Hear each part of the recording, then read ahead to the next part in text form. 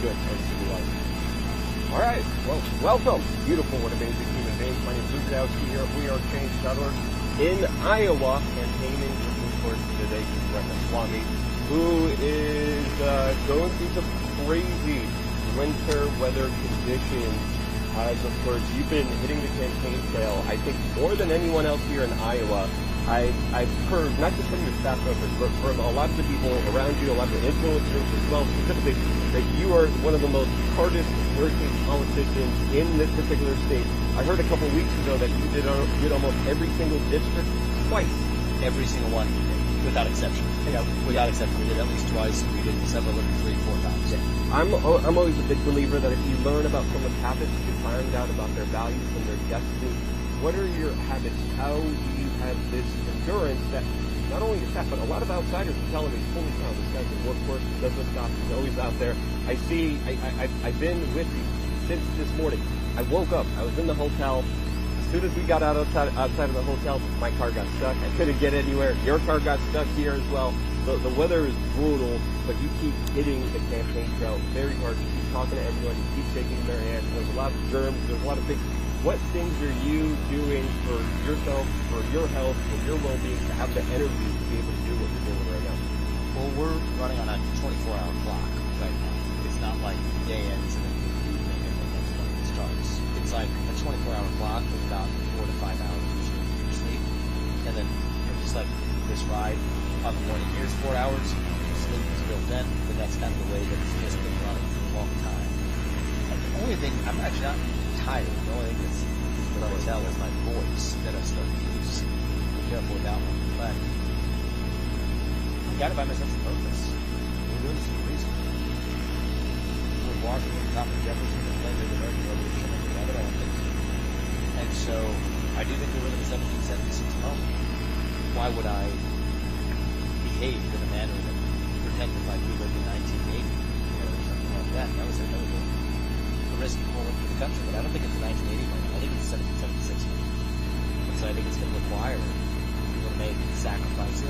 Not asking for sympathy, call it. I don't even feel like a sacrifice. It feels like a duty, actually. But that's what guides me, and if that's the case, then nothing's going to stop me from going full to the mat.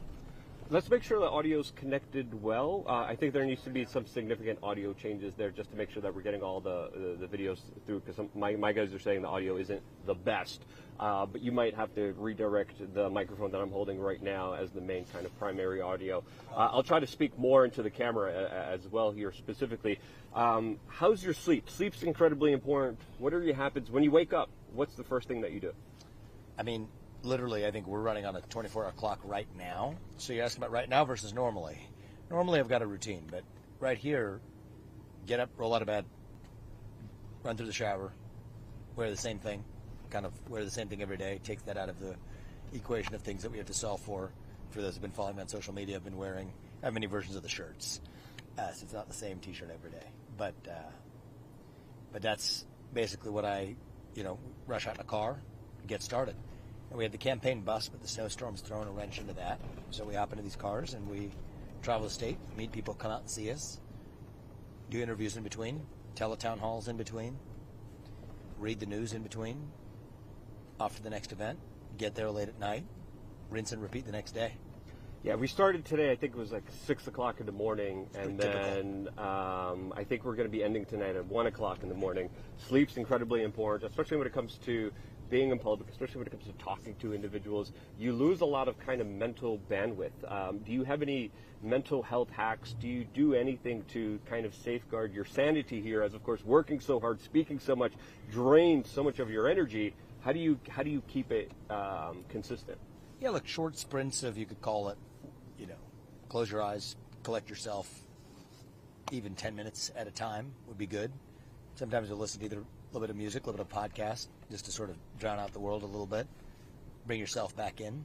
I think those 10-minute recharges are very effective for me. It doesn't take a lot, even 5 minutes would be a big difference. I do think good nights of sleep are worth it, and workouts are excellent. I think on the schedule we're operating on these few weeks, those are not options. Just realistically, there's not enough minutes in the day for the way we're doing this. But at steady state, working out every other day and making sure that you at least get 1 out of 3 nights as a solid 7-hour night of sleep, I think is good best practice, though I'm not following that these few weeks. Yeah, you got to definitely take care of yourself. We have a super chat actually from Zachary McCoy here, who said, Tim said yesterday that Vivek has no political experience, so he supports Trump. But how much experience did Trump have before he ran for president? That's a very interesting comment as well. Yeah. For me particularly, I kind of want an outsider to kind of come in, a disruptor. Yep. I think Trump was a disruptor. I think he was very good at disrupting a lot of things. What would be your first kind of initiative of disruption? How do we deal with this? I know you talked about Javier Milei, someone that has been literally running around with a chainsaw. In an amazing kind of symbolic statement saying we're going to be cutting all of this government, all of this bureaucracy. He's kind of a libertarian, anarchistic president. What policies would you implement that would kind of align with those larger ideologies?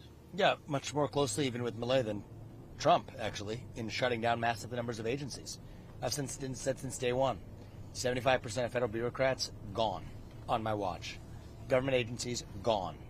I'm not doing incremental reform. And this, I hear this political experience thing. I think the reality of what's going on, I love Tim, but I'm going to call a spade like a spade as I see it. I think a lot of people are afraid of are a little bit afraid of their followers when they feel like they're betraying Trump. And it's not about betraying Trump. I think a better way to save Trump is to vote for me, actually. I think that's a better way of saving this country. I think they're trying to narrow this down to a 2-horse race between Trump and a puppet who they can control called Nikki Haley. Take Trump out and trot their puppet into the White House. They can't do that if I'm the nominee or if it's down to a 2-horse race between Trump and myself, because from the establishment's perspective, they'd be jumping from the frying pan to the fire if it were for me. And I see this a lot, even amongst influencer types and media types, people who will privately say they support me but basically can't say that. A couple of other U.S. senators fit this category. And so that's kind of a weird culture of fear, but I think it's going to change. You've seen many of some of the more brave people. A good harbinger of where the conservative movement goes is Steve King, actually. Steve King's a former congressman here in Iowa. They wrongly tarred him as a racist and white supremacist because he called for building the wall. Well, that eventually found its way into Donald Trump's and then the America First movement's parlance. Steve King was America First before it was America First. Everybody was certain he was going to endorse Trump. He was always ahead of the curve before everybody else has been on a lot of these issues. At the time where you first take the fall and then the people who get to have you have taken the fall get to come after you. That's a Steve King. Well, I think he shocked the world and shocked the America First movement when he came out and endorsed me here in Iowa. And so, I think that the political experience thing is pretty thin. I think the absence of political experience is an asset in a world where political experience usually equates to becoming eventually part of the cesspool that you're trying to go drain. It'll probably happen to every one of us. Yep. Get me the heck out of there after 8 years. But right now I'm the outsider in this race, and I respect the heck out of Trump and his legacy. He was a great president. I'm the only person who's respected his legacy. But I'm going to carry our America First movement to the next level. And more importantly, open your eyes. These people aren't going to let Donald J. Trump anywhere near the White House. And if you don't see that, I think you're missing the plot. Yeah. That's hiding in plain sight. And so a vote to save this country, and even a vote to save Trump, is actually best effected as a vote for me in this race. Yeah. And I was just going to say something else on that as well, which is that I think that, look, if I haven't made Javier Milei look, I mean this in a serious sense, like a moderate in my first 3 months, I've fallen short of my own goals. I don't believe in moderation as the way to unite this country. I believe in embracing the ideals of the American Revolution in 1776 to make our founding fathers proud. And that's the level of shutdowns I'm bringing to D.C. Javier Milei definitely showed us that anything and everything is possible here. And based on the comments that you made before, me and Tim also got into an argument with Laura Loomer last night about this very specific issue. It got a little heated, but I'm always good friends with Tim. We argued specifically about something we can't talk about on YouTube, and that, of course, is Operation Warp Speed and different kind of perspectives and opinions on that specific issue. Feel free to say something if you want to say something, but you literally can't talk about that on YouTube.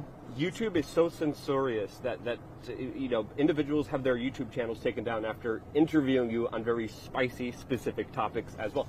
This is another thing that we should actually talk about, because we were one of the first few channels on YouTube to actually be fully demonetized. We're actually monetized somehow again now. We actually got another super chat from Yodar who says, "I love Vivek, the cheesecake." I don't know what that means, but okay, thank you for your super chat. Hibiscus says, "TDS, Luke, borrowed Ian's jacket. This is the only jacket I had from Miami, by the way. I'm going to keep reading super chats as the show goes on here, but to continue the conversation here with you, because I know you're also losing your voice, so I'm trying to fill up some air as well here specifically. When we look at Javier Milei, he shows us anything and everything is possible. He is someone that has really personally inspired me and shown us that if he could do it, anyone could really do it. And I think there is some truth to the larger kind of bigger support base and how you have to handle yourself and the things you can and cannot say. I break all those rules. I want to say everything. I want to have an honest conversation, and I appreciate your ability to kind of also be able to open up independent media to these larger conversations that are critically important. What are some of the action steps bigger than Javier Milei that you would personally take? So look, I think that one of the things that we have talked about is not just the number of government agency shutdowns, but even the reduction in headcount in the government agencies that actually exist. Because still there's going to be more that exist that don't. I was actually having a conversation with somebody earlier today. It's a very funny story. And he asked me out of respect to the people he was with, not to reveal who it was, but it's somebody who, let's just say, has a lot of familiarity with these government agencies and was in a meeting with some in the Pentagon who were trying to create new agencies. And they had trouble creating new agencies because they did not have enough acronyms they could left that they could pick from. That's how many agencies that they had. And so that was sort of a joke, a true joke, but offered in levity. But it's a serious point. It's not just shutting down the agencies; it's actually reduction of headcount in the agencies that are still left. And so that's an area where I'm going further than Javier Milei. When it comes to foreign policy, I am not some sort of lean-in interventionalist. I'm not an isolationist, but I'm an America First conservative, and I think I've offered maybe a clearer vision of my discipline on that foreign policy than maybe Javier, who might have a little bit more of a, I can't speak to it for sure, but slightly maybe more expansionist perspective there, if I'm to read between some of the lines. That being said, it's not Argentina's role as much historically in the United States, so it's maybe less a criticism, but maybe just a contrast that reflects the fact that I'm running to lead the United States, and the United States is a fundamentally different country with different bureaucrats. Everybody thinks about term limits for elected officials. That's actually counterintuitive, at least to focus on that before bureaucrats, because, I favor term limits for both, but at least for the elected representatives, you got to go back to the people. The bureaucrats don't. That's where I think we need the term limits the most. And so there's some examples of areas where, rescinding regulations. I think headcount closing agencies is good, but what about rescinding the regulations of the one that continue to exist? Yeah. Milei's, so as I said, I respect the hell out of the guy. I like what I'm watching, and I was paying attention to him long before he was known. But if I haven't made him look like a moderate by the end of my first 3 months, I'm not doing my job. We really hope that happens, and I kind of agree with you. I don't really like his foreign policy, but Argentina doesn't really have a big influence on foreign policy. And then when it comes to, we have a couple of super chats here that I'm just going to ramp through really quickly as we go through here. One is from Zachary McCoy saying, "Let me be very clear here, Vivek 2024. This is our chance for someone who is actually qualified. I'll be out in negative 22 weather to caucus for Vivek." We got another one. So. I want to say thank you. I appreciate that. We're going to need patriots like you to actually come out big that night. If I win, I'm going to be the next president. So if you come out and do your part, I promise you we will stop at nothing to do ours. Thank you. And the only thing I would ask is everybody in Iowa, bring as many people with you as you can that night as well. Even if you haven't done a Republican caucus before. Your driver's license, bring it. If your current address is current on the driver's license, that's great. If you're like a college student and that's not the current address, just bring some sort of piece of mail or anything that proves that you also have that Iowa address. Come out, shock the world. I'm going to keep reading super chats. I got one more question for you personally myself. We got Yoder who says, "Vivek, the cheesecake means I'll take another slice of delicious freedom." Freedom is absolutely popular. There's also a lot of crossover with the Ron Paul libertarian types here in Iowa as well that I've been seeing from the old Ron Paul OG days, also here on the ground here, supporting Vivek as well, which is awesome. People are, we got another super chat from someone anonymously saying, "Your jacket is awesome." Another Red Viking saying, "Ask what the best and worst thing about Trump is." I think that could be the last question that we could kind of leave this on. I just want to make sure we get everyone here through the super chats. "I'm not your buddy guy" says, if he's worried about splitting the freedom vote with Trump, just accidentally helping nominee someone like Nikki Haley. Again, you addressed that many times before. People are asking if we're going to be back in 2028 as well. But yeah, I mean, I plan to be a two-term president, so I'll be back and running for re-election in 2028. I know that's not what they mean, but that's what I'll say in response. I think on the former question, it's in reverse. The trap we're walking into is they're going to narrow this to a two-horse race between Trump and Haley. Yep. In the spring, after Trump has collected enough delegates to be the nominee, they'll eliminate Trump, trot Haley in as their puppet. So I have a responsibility to this country to be in this to the very end. You know, what's better about Trump or not? I mean, I think I'm not going to be duped in the same way. And look, one litmus test to just bring that full circle is I am the only candidate in this race who can definitively say that I won't bring Nikki Haley in as my vice president or as anything in my administration, or the same for John Bolton or anybody else. And it's interesting that I'm the only candidate in this race who can say that. Yeah. It's kind of interesting. Yeah. My last question, because we were supposed to do a situation where we were documenting your start to your finish. We couldn't do that because of the snow, and we got snowed in. So that's why I had the kind of earlier kind of questions about your habits and what you do and who you are as a kind of human being here. I wanted to get into other stuff. We don't have time. That's totally fine. But my last question is, there's been things that you've changed your mind on throughout this campaign, specifically when it comes to rushed experimental gene therapy, especially when it came to the events that happened on January 6th. What would you say was your biggest turnaround through this campaign of something that you absolutely changed your opinion on through the experiences that you had? That's my last question. I would say on those, it's not that I changed it during the campaign, but relative to probably 3 years ago, it's been an evolution because at least the facts that I had available changed. I mean, January 6th, that's probably the biggest one. I've always been on the medical side. I'm for medical choice no matter what. The thing I said that's different is I took the first 2 vaccines or the first 2 shots. I wouldn't have done it had I known what I know now. But as a matter of policy, I've always been in a place where I don't want mandates. And I also, on the flip side, believe that you should be able to take something just because the FDA hasn't approved it. So I believe in everybody making their own choices in both directions. Take it, don't take it, you should have the right to, but no mandates. Now, my own personal choice would be a different one today than it was before, and that's why even though our kids are 4 years old, soon to be in almost a year and a half old, we are not vaccinating them for COVID-19 because that's what the current facts support, even though the guidelines say to do it. So that's not a policy shift. Where I do have a difference, something a matter of real public policy importance, is on January 6th. 3 years ago, if you told me that it was the product of entrapment, I would have said that's crazy talk. And I was a biotech CEO. This wasn't my world. I like to think of myself as an independent thinker, but you're going to consume the information that you have and form your judgments. Now, even at the time, I argued that it was the product of censorship as well, frustration and what happened in 2020. But if you told me that it was an inside job or entrapment, I would have said that's crazy talk. I can now say that that is not crazy talk. I think that actually looks like the likely explanation of exactly what happened if you put the facts together.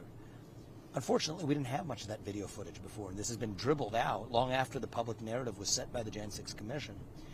And that's partly why I feel a special sense of responsibility to actually talk about it, so that people, I get how other good people who get really angry when I say these things, I understand how they were, in some sense, force-fed and duped information as well. And that gives me, I think, a special way to talk about this that reaches a broader mainstream audience, I guess, mainstreaming what they would otherwise dismiss as Jan 6 conspiracy theories. I feel a sense of responsibility, and that's part of why I've been on this. And I've also said, and I'm the only candidate to say this, that on day one, I will pardon every peaceful January 6 protester, and any January 6 protester, no matter what they call them. We will further go case by case to make sure that indeed justice was carried out, as I believe in so many of these cases it wasn't. Vivek, thank you so much for your time. I know you're exhausted. I know you're tired. You're losing I'm your not voice. Excited. I'm not exhausted, just my voice.